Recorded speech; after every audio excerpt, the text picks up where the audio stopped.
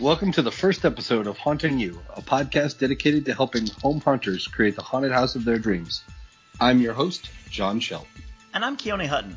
Over the next several episodes, we will describe our method of developing a home-based haunted house from inception all the way through to production.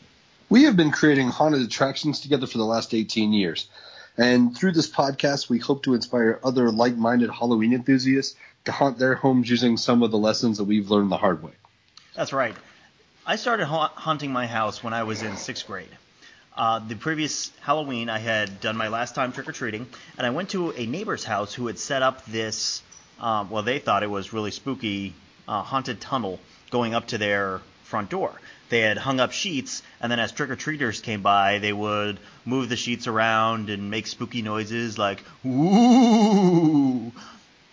And even I found that only mildly spooky. Exactly. Even as a 5th grader, I found that completely lame. So the year after that, I decided, you know what? I could take that, but I could make it better. And so that Halloween, I created my first haunt. And when I say I created my first haunt, I'm really giving it more credit than it was worth. My first year, all I did was hide in these juniper bushes that my parents had next to their front door. And every time a trick-or-treater came up, I would jump out at them and growl and surprise them. And it was very, very effective because people weren't expecting it. From those humble beginnings, I started to drastically increase my technical skills. I started working as the audio tech for a local church. I developed sound systems for several churches around the Denver area. And then I went off to college and worked in their theatrical department, did 6 productions with them as well as a bunch of live shows, and really learned a lot about set design and lighting and sound design, stage management, and was able to bring all of those elements into my home haunts. And so that finally culminated in 2015, where we put together the I call it the coup de grace of our home haunting experiences, the Arkham Asylum Haunted House, which you can see extensively on our Facebook page, www.facebook.com/hauntingyou with the letter U. But John, why don't you tell us a little bit about yourself? You mentioned your background. I don't really have a background as far as, the building or anything, set design, anything like that. A lot of my expertise comes in as far as, do the brainstorming, marketing, management, theme design, set design, things like that. God only knows what would happen if I actually tried to physically design anything. I mean, people fall through floors, things would collapse on people, all kinds of terrible things. So, yeah, I normally leave that to you and people of maybe better, just better people overall. You're a good person. Well, sometimes. Anyway. Over the next several episodes, we want to dive in depth into the method that we use to put together the Arkham Asylum Haunted House. We'll talk a little bit about how we came up with the theme and the backstory. We'll go over developing the floor plan and some of the software and methods that we use to develop that. I want to get real in depth on construction, ways to build walls, floors, the ceiling. Talk a little bit about lighting and audio, special effects. We'll dedicate a whole episode to talking about characters. That is the actors that you have coming in and playing the characters in your haunted house, and that's the meat and potatoes of any haunt. We'll talk a little bit about costumes. We'll bring in an expert who is much more skilled with makeup than either John or I are. By far. And then we'll spend a whole episode talking about marketing. You put all this work into creating your home haunt. Now, how do you get the word out there so that people actually show up on the big day? And then we'll talk about the big day itself, because there are a number of issues that come up just running the attraction.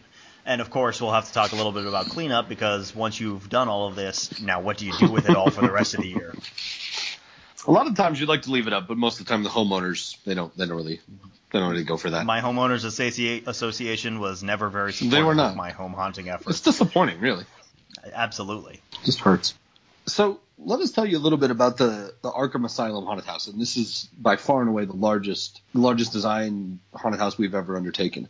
We're going to be describing bits and pieces of the house, the set design, all that stuff. So we took extensive photos, not only of just the big night and the costumes and design and everything, but just the whole process, getting sound effects going, doing builds, and we have all that up on our Facebook and Twitter pages. So check that out. Might make a little more sense that way. Help you actually visualize what we're talking about. But no, we were going through. We had been deciding, hey, we're going to do another haunted house this year, and we've been kicking around ideas as to. I mean, one of the big things you need to do, and for me anyway, the first thing you need to decide on is a theme, because that's going to set the tone for pretty much everything else you're going to do.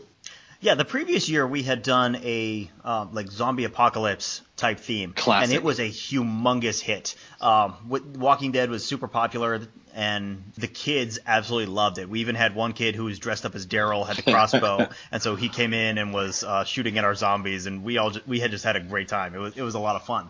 But we didn't want to keep doing the same thing year after year. No, it gets stale. I mean, it does. Exactly. So come January, just 3 months after, 2 months after Halloween, we're already thinking ahead. Well, okay, what are we going to do this year? Right. And, I can't remember all the things we had talked about, but like you said, you don't want to do the same trick twice. So we've been talking about a few, and because, side note, but it sort of leads into that, I'm a huge Batman fan. I read the comics, watch TV shows, all this stuff. So I've been just reading a comic, and I'm looking at some of the photos and just kind of just looking through some of the history of Arkham Asylum. For those of you who aren't really familiar with Arkham Asylum, it's the main mental institution that Batman incarcerates his nemesis in, such as Joker, Two-Face, Riddler, Scarecrow, Killer Croc, etc. The most dangerous and the craziest of his villains. And it's portrayed in the comics as kind of a gothic-looking older, mansion. But, it's got the cemetery with the angels over the gravestones. It's got the high arching gates, and it has just such a creepy haunted house type look to it. But I've been reading in the comics for years how just not only just the exterior is incredibly creepy, but just stories from inmates inside and how spooky it is to be someone just walking the halls of Arkham Asylum. And I was thinking about this, and it's like, you know what? If we could. So, and again, at this point, there was no thought into how it would happen, but I was thinking, you know what, this would be, we could somehow turn this into a haunted house, this would be fantastic, because it has the name recognition, because Batman's fairly popular, but also you could turn it into something just truly great. And I think when I pitched that idea to you, that's kind of what we were going for. I mean, again, we had no idea how we were going to get some of this done, but. Yeah, and I admit I was extremely skeptical when you proposed the idea, but I remember you developed this great PowerPoint with images from let's not say various great. Comic books. Let's not say great. It was terrible, but I got the point across. But you got the point across, and I mean, I was getting chills reading some of these stories and looking at the pictures, and I got inspired by the whole backstory of Arkham Asylum. It gave me great ideas on how we could get this done. The haunt itself ended up occupying about 900 square feet of my front yard, side yard, and driveway, and honestly probably encroached on my neighbor's yard a little bit as well. Thankfully, he was very supportive of our efforts. A little bit of alcohol goes a long way. Little bit of alcohol goes a long way, indeed. So when the trick-or-treaters arrived, they would be greeted by these Gothic arches with Arkham Asylum over the top, flames coming out of the columns, and a bloodied-up security guard guarding the gate. He would tell them. Before we get too far, side note, you said a bloodied security guard. If you would do me a favor, what was the makeup like for getting bloodied? I mean, it looked so real. It was fantastic. How was the makeup for that? Well, it was real. If you look at the pictures online, you will see it was real. Yes, I was the security guard. I was goofing off with Harley's hammer, spinning it around, and clocked myself in the face. Gave myself a cut right in the center of my forehead, and the blood just kind of drizzled down over my nose. And I was ready to wipe it off, but the other actors were like, "No, leave it. It looks great." No, it looks It looks fantastic. It looks perfect. Yeah, so I left it, and so I was actually bloodied up for Halloween. You know, realism all the way. I was so disappointed in myself that I didn't think about hitting you in the face with the hammer earlier. I was so upset about that. Thanks for that. I do what I can. You're a good friend. Ish. So the trick-or-treaters get met by this bloodied-up security guard, and he tells them, look, the asylum has been taken over by the inmates. We cannot guarantee your safety, but we need to take it back. Can you go in and give us backup? And because they've all come out, they're looking for the candy. They're like, of course we're going to go in. So the security guard. Were you going to say no to candy? Exactly. Who says no to candy? So they go through the gates, take an immediate left, and then they walk down this hallway. And as they're walking down this long hallway, they come up to an electrical panel that had a motion sensor and electronic firecracker inside. The motion sensor triggers. Firecracker starts crackling, sounding like the electrical panel is arcing and sparking. Just a good startle effect. It really was, because you're not expecting anything, right there. It looks spooky, and then, like, bam, like you said, the crackling effect. It was fantastic. Exactly. So they continue walking down this dimly lit corridor, and off in the distance, they can see the windows of the first cell. And as they approach the first cell, they see Jonathan Crane, the Scarecrow, hidden or locked up behind these glass panes. And he hits them with a puff of his fear gas, hoping to encourage hallucinations, fear-based hallucinations as they continue through. Sorry. No, go ahead. We believe in extensive use of fog machines for a variety of effects, which is what the fear gas was. Right. We used a small fog machine for the fog gas. I want to be clear, we do not encourage chemical warfare at this program. Indeed. They go past the Scarecrow's cell and enter this foggy corridor with strobe lights going and hear this disembodied voice saying, "Your angel of death awaits. I want you," which is from the Mask of the Phantasm back in the late 90s. I think it was early even, honestly. Could have been early 90s. It all kind of runs together. I'm a nerd, whatever. Let's go. But they continue down the corridor. They hear the Phantasm's voice, and then on the left they see this a cell with broken glass and a straitjacket hanging up in the middle. And the label underneath the glass says, "Identity unknown, a.k.a. the Joker." So here's the Joker cell, but he appears to have escaped because the glass is broken and his straitjacket is still there. And Kay, if I could step in real quick. Sure.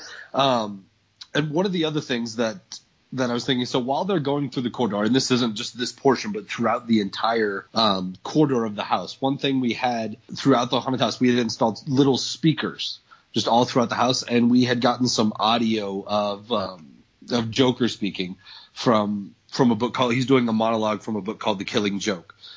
And so the entire way, I won't get into the specifics of it, but throughout the entire, as you're walking through the corridor, you hear Joker's voice in this monologue, and then the hysterical laughing, and it's just unnerving because you're listening to what he's saying and you're not focusing on what's in front of you.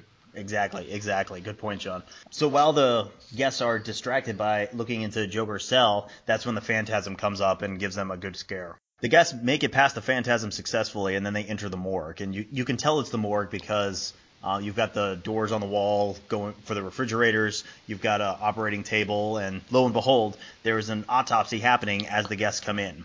Nothing like a good impromptu autopsy. Absolutely. Always livens up a party. Dr. Hugo Strange has captured one of the Arkham guards, and he's cutting him open while he's still alive. Both were, Dr. Strange and the guard were played by scare actors. It's a little rough. It was a little bit rough. So Dr. Strange cuts him open, and he's pulling out his intestines. And at the end of the intestines, oh, look, full-size candy bars for our guests. So the guests, those guests who were brave enough to stick around got full-size candy bars there. Most of them ended up running through that room as quickly as they possibly could. I was going to say, that's a key portion. Not everyone got a candy bar. I know, because we ended up with quite a bit more extra than expected. So once the guests get past the morgue, they come to two cells with static displays inside. Black Mask is inside one. Dr. Phosphorus is inside the other. And then as they go further, they come to another open cell with Victor Zsasz inside. And Mr. Zsasz is a serial killer, and every time that he kills someone, he puts a hash mark on his skin. He cuts a hash mark into his skin, 1, 2, 3, 4, across the 5. And so they come up to this guy covered in hash marks, and he's playing poker with 3 dead guards, and at one point gets angry at one of the guards and knocks his head off right into the bars where the guests are standing, giving them a good startle. But as they're focused on Mr. Zaz, the guests don't see this guard coming up from deeper in the haunted house. And he comes up to them and says, "Quick, we got to get you out of here. Go this way. Run. We got to get you out of here. It's not safe." And at one point, he even pulled out his best Schwarzenegger. "Get to the chopper!" And all of us can hear this and are just trying our hardest not to crack up and fall over laughing. Unfortunately, that incapacitated about 90% of the staff at that point, because most of us were on the floor just rolling with laughter. Fortunately, the guests were past most of those people, and so the guests never got to see it. But completely unscripted, caught everyone off guard. Get to the chopper! Even today. Yeah, so the guests go running down the hallway, and they come to a dead end. They turn back, get some guidance from the guard, and the guard rips his mask off, and lo and behold, it's actually the Joker. And the guy who played the Joker, he's my brother-in-law, his name's Cale. He absolutely nailed he did a fantastic job. The Heath Ledger characterization of the Joker. Makeup, costuming, and then the voice was absolutely phenomenal. He did. It was almost too good, and maybe we should have... It was a little bit too good. We should address that with him at some point, but... Right. So he gives them a good scare, and then the guard opens up a previously hidden door, allowing the guests to exit the haunted house. And then on the outside, they go over to the yard, and the yard is surrounded by this chain link fence. And inside, who else but Harley Quinn? Harley Quinn's got her giant mallet. Yes, the one that I clocked myself in the face with. I was going to mention it, but, I got to throw it out there. And then she had a metal bat, and we electrified. I'm using air quotes. You can't tell that because this is only audio. But we electrified the fence by putting the negative wire of a battery charger, like a car battery charger, attach it to the fence, attach the positive lead to this metal bat, and then anytime she drug the bat along the chain link fence, it would give off sparks. And it was a good, entertaining effect for all of the people who were stuck waiting outside the haunted house while others were going through the inside. And the important thing there is it's a great example of a fantastic special effect, but one that's also safe as well. Absolutely. By putting the negative lead on the fence, anyone can touch it safely, and the only way to get sparks is by touching the metal bat. Lawsuits come up if you actually electrify the whole thing, and it's just a mess. Generally recommend not electrifying the guests. It makes them very reluctant to come back. And then, you have to get rid of them. All kinds. It's a mess. There's paperwork involved. Exactly. So that was the Arkham Asylum haunted house, and that was probably no doubt, that was the most successful haunted house that we ever did. We ended up getting 383, I think, guests come through over 2 days. And the reviews were just extremely positive. Everyone who came through was so excited about what we'd put together. I think, and you can tell that and I think you more than the rest of us, because that night you were doing crowd control, and that's also another important aspect, is you can't just let everyone, walk through all at once. It takes some coordination. But you were able to chat up some of the parents and some of the other kids, people who had gone through it. And no, they loved it, and especially when you put the time and the effort into something like that, they appreciate it. I think they also appreciated that it was free, so they got to go in, get full-size candy bars, that all also for free. I remember that being a key part of our marketing campaign is free haunted house. Indeed. Yeah, no doubt. So, that was the most successful one that we ever did. But over the years, we had a number of less successful scares and haunts. John, I vividly remember an event with you and you as the Grim Reaper. Would you care to enlighten us? I don't recall that. What your that could be a number. I was a Grim Reaper a number of times. That could be many things. You really want? I don't recall what you're referring to. Something about tennis shoes. Well, I guess while we're on the subject, an important part of our podcast is also going to be letting you know some tips on what not to do, because sometimes that can be just as important. And if you are playing a Grim Reaper or Phantasm or any type of demon with mostly black on, it is best that you spring for another costume if you've outgrown it and you don't wear white tennis shoes, because they will point it out. There was a specific incident where I was waiting. You guys, yourself and some of our other actors had scared a number of children, and you guys doing a fantastic job. And then they would come around, and I would be waiting at the top of the steps, but through a cloud of fog, so they're not really sure what they're walking into. They're not really sure if I'm real. And then you move or you point at them, do whatever you do, and it scares the daylights out of them. And there was this one child who came through. I think he was about 4 or 5 years old, and you guys got him good on the first part. You did a fantastic job. And he came around the corner. Again, same thing with the fog machine. You hit him with the smoke. You got that music cranking, so he's very uncertain of what he's walking into. And I started doing, the slow, creepy point at him, like, I'm coming for you. And he was petrified. He was stumbling backwards, and everything was going fantastic until his older sister of about 16 or 17 pointed out that the Grim Reaper was wearing white tennis shoes. So, and at that point, it kills all. Totally killed the mood. All the effects. Totally killed the mood. It kills the momentum. Anymore. It really does. Even me, I was like, man, even I'm brought down. I don't want to do this anymore. And it just takes it out of you. So either spring for the larger costume if you've grown a little, or perhaps black tennis shoes would be a good idea. Black tennis shoes are a good way to go. Yeah, something. Don't just leave it lie, because they will point it out, and you will never live it down. That was, 10, 15 years ago, and we still talk about it. Still talk about it. Yeah. So it's not worth it. But on that note, I think you have one or two that you could also point out, aside from even smashing yourself in the face with a hammer, which I think we have at least 9 to 10 more years of discussing that. Yeah, no kidding. No, I remember one quite vividly when we were it was probably like the Halloween of our 10th grade year, because I had just gotten my first car, a 1987 Honda Accord with a hatchback.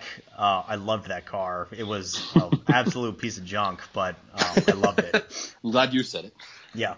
But the great thing about this car, and what we capitalized on that year, was if you closed it very softly, the hatchback trunk lid would not latch. And so I actually hid inside the trunk, and we had John in the garage watching over a camera. And when trick-or-treaters would walk right past the car, I would open the trunk, jump out, scare them, and then go right back in. But this Halloween just happened to be fairly rainy, and so a lot of kids were having their parents drive them around from place to place in the neighborhood. They would jump out of the car, hit all the houses in the cul-de-sac, jump back in the car, and they would drive to the next section so that they could stay out of the rain as much as possible. And bunch of cowards. So a minivan turns up into the street, and the kids jump out. They're hitting house from house, and they walk past me. I jump out, scare the crap out of them. It was fantastic. They jumped like 3 feet in the air, went running off in all directions. It was wonderful. And I go right back in. So the kids must have signaled their mother or something, because she brought her minivan and parked it right behind my car, turned on the high beams, and just sat there staring at me. And I'm in the trunk. I don't know what she's going to do. I'm listening to the report from John over the radio, like, dude, the parents are coming. She's coming to get you. So the only thing that I can think to do is lift up the lid of the hatchback and let it slam enough to latch it. So I locked myself in the trunk. I remember because you're panicking, screaming into the radio like, oh my God, she's not leaving. Yeah, so I locked myself in the trunk, but my train of thought was, hey, I am safe from her. There's no way for her to get in now, and so I'll just sit here and kill time while I wait for her to leave. Because you left your keys with me, did you not? Actually, I'm pretty sure the keys were in my pocket at the time. Yes, I believe they were. But you know what? It was totally worth it. It was. And I thought about that because I remember looking around and like, oh no, he doesn't have the keys with him, does he? Oh well, live and learn. So those are some great examples of what not to do. Things go wrong, stuff happens. And we'll address that in some of our upcoming episodes, because you want to prepare yourself and your haunt for things like weather and some stuff, because you can't predict all the variables. So we'll address that. And I think that's just going to about do it for this episode. Next episode, we're going to be talking about theme. Theme is one of the most important parts of any haunt because it kind of sets the tone for pretty much everything you're going to do. Once you have a theme, then you can go from there. Can't really do a whole lot without it. So that's the subject of our next podcast is theme, and we look forward to bringing that to you. Again, we have all the pictures of our haunts up on Facebook. The Arkham Asylum Haunted House from 2015 is at Haunting Univer 1 on Twitter. That's Haunting UNIVER 1. And okay, what's our Facebook feed? That's www.facebook.com/hauntingu, like the letter U. And again, that'll have access to all of our photos, our podcasts, promotional art, all that good stuff. We'll be publishing notices of our future podcasts. If you have questions, you can ask us questions on our Facebook page or through Twitter, and we'll try to answer them in future episodes as well. In the meantime, thank you for joining us, and happy haunting. Bye, everyone.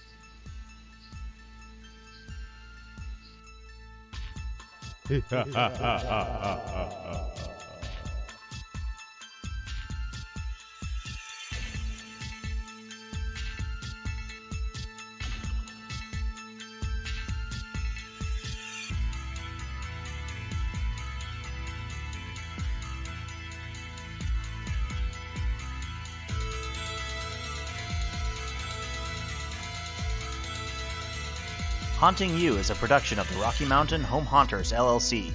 All audio clips and sound effects are used under a Creative Commons Attribution or Public Domain license from Purple Planet Music at www.purple-planet.com or the Sound Bible at soundbible.com. Please see our Facebook page for more details on all the clips used in this episode.